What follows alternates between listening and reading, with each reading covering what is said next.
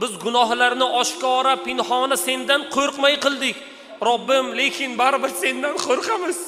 Parvardigor, bizlarni holatimizga tashlab qo'ymagin. Gunohlarimizni kechirgin.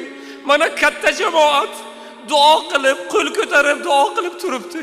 Robbim, jamoatni hurmati, Qur'onni hurmati, masjidni hurmati, Habibing Muhammad sallallohu alayhi va sallamning hurmati, gunohlarimizni kechir, duolarimizni qabul ayla. Farzandlarimizni bizlarga rahmat olib keladigan farzandlar bo'lmog'ini Robbim nasib qilgin. Ayollarimizga iffatni ber, afifalikni, tohiralikni, ibodatni Robbim nasib qilgin. Biz ayollarimizga bugun gapimiz o'tolmaydigan bo'ldi. Farzandlarimiz bizni quloq solmaydigan bo'ldi. Ota-onamizga biz bugun isyon qildik. Qur'onni, payg'ambarni, Allohning haqqini